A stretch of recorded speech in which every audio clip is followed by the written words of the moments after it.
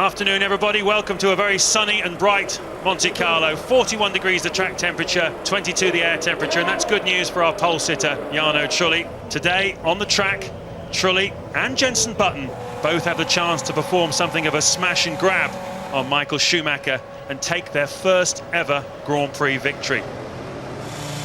We're looking at the point of view of Michael Schumacher, world champion. Those are the three cars he needs to beat this afternoon. Can he come through? Can Trulli keep his nerve? We'll find out in a second. Go! Great start by both of the Renaults, and Button's fighting a rearguard action. Once again, the Renaults electric on the start line. Look at Sato around the outside, and Raikkonen as well. Schumacher's lost ground and part of his nose, I think. Certainly one of the Ferraris has had some damage. Yeah, Sato with a brilliant start. I think it was a piece of Raikkonen's nose. There's a Minardi in the background that's broken down on the exit of the first corner. It's a Renault 1-2 and a BAR 3-4 at the moment. And Sato just up behind his teammate. Brilliant start from him. Raikkonen 5th. Michael Schumacher down to 6th then. You can see the two Ferraris there. Coulthard just behind them. So as I said, I think it was a pivotal part of the race. If Michael gets backed into some traffic, his work is going to be doubly hard this afternoon. That's Clean. He's gone off. Where's he gone off? Oh, it's at the Lowe's hairpin. Let's have a look. Yeah, where is he? Oh, he's lost his nose up at the top for some reason, and then he toboggans down on it. It's wedged underneath his right front wheel, so he just skidded down. He had a problem at the top of the hill and fell down, really.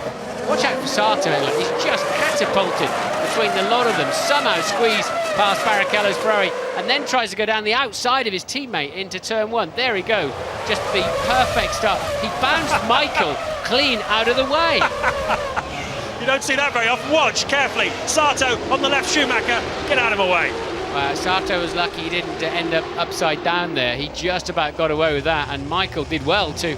In-car from Michael. He's starting to close the line. Boom. Slow away, wasn't he, Michael? Lucky. I mean, they always build that Ferrari strong, and very lucky with that kind of impact. And there's Sato trying to have his teammate. Now, a bit of bodywork drops over. It is, I'm sure it's Raikkonen's bodywork. Probably his front wing end fence or something. Here we see it again. Let's look down at the McLaren, see if he loses a piece on the buttons. I think it's the bollard from the inside of the corner that got spat out at the front of Raikkonen's car. I think the BARs are just hitting the ground quite hard, and there is Sato defending heavily against Kimi Raikkonen. Michael Schumacher trying to make something of it and foul. There, that's what I'm talking about. There's something smoking on the back of Sato's Honda engine, or something touching at the back end. Sato then, has he got a problem?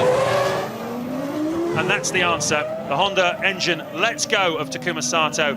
That has happened before this year in Grand Prix, and that's a warning sign for Jenson Button, his teammate. Oh, we've got a crash, a big one. It's a well, I don't know who that is, but that's a big impact with the Armco barrier. Is that a Renault upside down in there? We got cars everywhere. Somebody's been clipped and gone upside down. Presumably it's because it came into a load of smoke there. They'll have to red flag it. There's a red flag hanging out and a safety car board. Which one is it, my friends? You can't have both. They pulled the red flag in, I think. That was something we've seen in the past. Occasionally marshals decide to stick the red flags out. We think it was Fisichella whose car is upside down. Yep. Indeed it was. Fisichella out of the car. I tipped the Tyrrell over there once. It's a bit scary, but you get away with it. And it's Coulthard making a stop then early on. They're using the safety car for some fuel. So there's the BAR. We're going to see that blowing up now, I think, on the exit of Tabag. And that is probably where Fisichella had his problem. Look, it's like going through fog on the M1. Now we're going to see it from the back of Sato's car. It's going to launch itself on the way to Tabag and all the way, and then that is what Raikkonen's trying to drive through. And what happens then? Let's keep an eye out. Fisichella's going to come in then, find some cars slowing down, I would imagine. Let's have a look. Oh, there he goes, right over the back of a McLaren of Coulthard. Coulthard with no rear wing then. Fisichella just didn't slow down. This is the end of lap 7 of 77. And, well, you saw Trulli pulling out a big lead earlier on. Michael Schumacher being held up 3 seconds a lap by Sato. The race has restarted. We're looking at the wrong cars. Now we're looking at the right ones. The two Renaults once again make a bolt for it. Green flag around the track. There is Schumacher at the bottom of the hill. Two Renaults. Button, Raikkonen, Schumacher, the top 5 going up the hill into the Massenet, Casino Square. Looking back now from Jarno Trulli. So then, there are the Ferraris. Barrichello getting dropped a little bit there, in fact, quite dramatically. What's that all about? What it is all about is Montoya nailing him into Saint-Devote. Barrichello losing a place. And so Trulli getting on it. And this is bad news that Jensen really is the first of the main contenders to stop. Raikkonen carries on, as does Michael Schumacher behind him. The two Renaults are out front, so now Jensen needs a great outlap because he really has blinked first of the main contenders this afternoon. Michael Schumacher, 5 times a winner here, trying to equal Ayrton Senna's record, 6 Grand Prix victories in Monte Carlo, and he's got his work cut out at the moment. Jensen's early pit stop has put him behind Zamata in the Toyota, and he's now holding him up. It's costing him dearly. Michael Schumacher, I'm sure, is going to leapfrog Kimi Raikkonen when he stops, and also I think he's got a great chance of being somewhere near Jensen Button. Trulli pits from the lead then. Important part of the Grand Prix. At the end of lap 23, Michael Schumacher was just 8.6 seconds adrift. Don't think Michael's going to take the lead here, but he could easily move up to 3rd place. Away, looked a solid stop. Yes, Fernando Alonso comes in. Unfortunate, I don't think he's racing Jensen Button. I think Button's only racing Michael Schumacher anymore. There's a little problem on the left rear, but all the tyres are off. All the new ones are on. Let's have a look. That's longer filled than Trulli. Still a very good stop by the Renault boys. Wow, so slick. It's like clockwork, isn't it? And you can see he came in behind the Toyota and he leaves in front of it. Okay, Button's got to push now if he wants this. Hopefully the team will have radioed him. It's going to be very tight on the exit here. I wonder if they'll even just short fill him a little bit on this one, James, to give him track position. Fill him no more, absolutely no more than they have to. There are the Renaults. They'll be going through 1 and 2. Michael's away though, isn't he? He's away already. Pit lane speed limiter's going to hold him back. One Renault goes past into the lead. The second one surely will make it too, but only just. And where is Button? Button's behind. He has indeed got through. Michael, I'm sure, has got ahead of Jensen Button and Kimi Raikkonen. There's Jensen at the bottom of the hill. That is why Michael's laps were so brilliant. He's leapfrogged a couple of key drivers. Now he's got clear sight of Renault, and they'll all be shaking in their boots. Down at McLaren, Kimi Raikkonen has retired. He's out of the Monaco Grand Prix. The team saw something on the telemetry. Something was not right. And when he came in, they were paying attention to the rear of the car. But that's it, another retirement for Kimi Raikkonen. Worst case scenario here, trying to lap 2 drivers who are fighting each other tooth and nail. Massa spotted it and lets Trulli through. And can Alonso gain from that too? Heidfeld, I think, will be fairly well behaved, but nonetheless, this costs you serious time when you're tucked up in the dirty air of another car heading towards what is already a difficult section, the blind crest into Massenet. And look, Trulli getting held up too, so Heidfeld probably not as well behaved as he should have been, and he's still not about to get out of the way, and now he does, but Trulli having to get on to the dirty part of the grid. Alonso getting squeezed up against the barrier. Has Heidfeld seen him? Yes, he has, and now Heidfeld's in danger of losing a place. And look how close Michael Schumacher is now, as they've lost so much time. I love this circuit, and it was... Whoa, sorry to interrupt you. We've got Fernando Alonso who's gone off.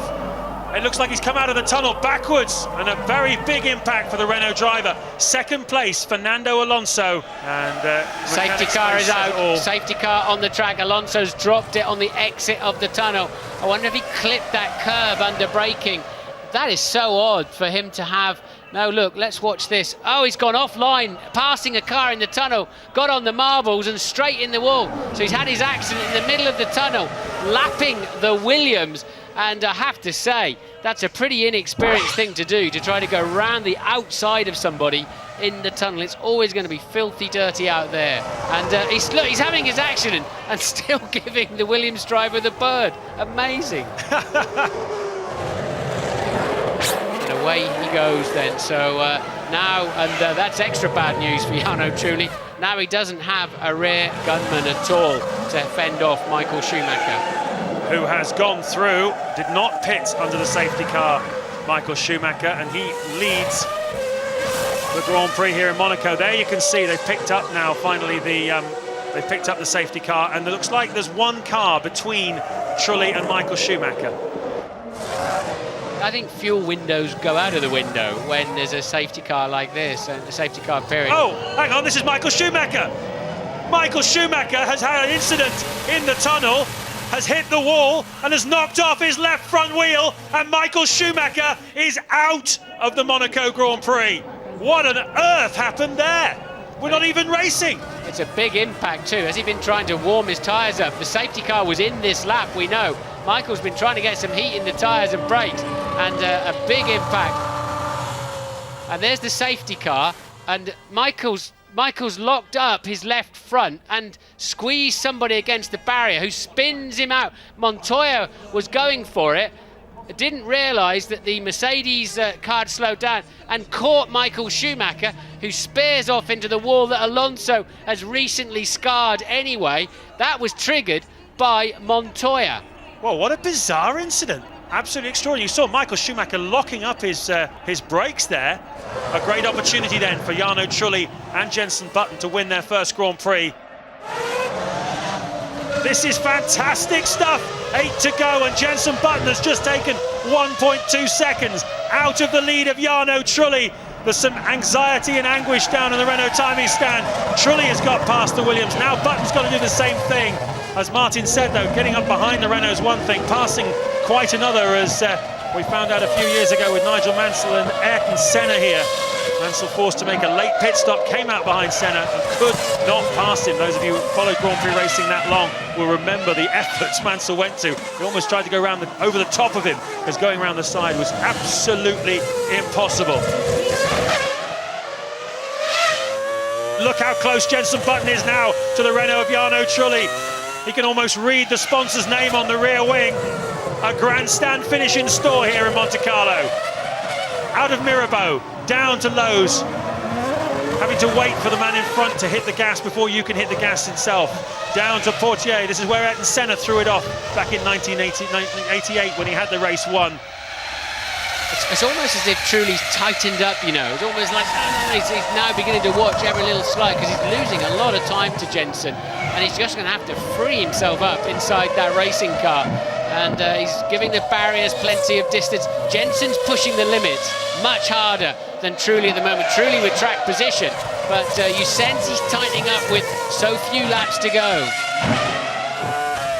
Into Saint-Devote, 60 miles an hour then as they go up the hill. The famous hill, been in use here since the 1920s, when a man called Anthony Nogues decided it would be a good idea to let Grand Prix cars loose on the streets of the world, this famous principality, tax haven for the rich and famous. Back marker ahead, but I don't necessarily think it's going to come into play, but there is a back marker, and really Jenson's just fallen back now into Trulli's place. Indeed, the Minardi is there. Will he see them coming? He's going to be in the tunnel as they approach him, so it's still a critical moment for the two leaders as they head into the darkness and the wilderness of that tunnel. Where are they going to meet the Minardi? And it is after the exit.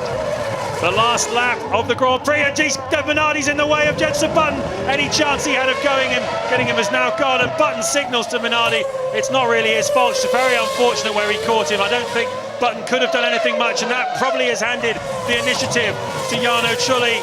The final part of the swimming pool. Button's throwing everything. Caution to the wind now. He's not going to try a lunge down the Rascasse. He can't. He's too far away. Trulli comes out of Anthony Nogues. He's going to see the man with the checkered flag. And Jarno Trulli is going to win his first ever Formula One Grand Prix. There is the checkered flag. And in the end, Button was just 0.4 of a second behind him. Pat Simmons up on the timing stand there on the right-hand side of your screens. Delighted for his man. He's has masterminded the race strategies for this team. BAR aren't unhappy today, but they did come close, didn't they? What a terrific Grand Prix. Nice touch there as Trulli came down the pit straight, went past the teams he's driven for in the past. Jordan, all the mechanics reaching out, giving him a big thumbs up. There's his team boss, Flavio Briatore, and Jarno Trulli has his first Grand Prix victory. It's amazing at the moment. I'm so happy for me, for everybody, for all those people which have been supporting me. Been waiting for so long, and it came the best race in Monaco. It was just fantastic for me. I did a perfect race, been leading from the beginning, and even with Michael on the track, I would have won anyway because I already had a pit And in the end, I was just managing the race. I was slowing down, taking care of tires and everything, not taking any risk, because anyway, you know that in Monaco you cannot overtake.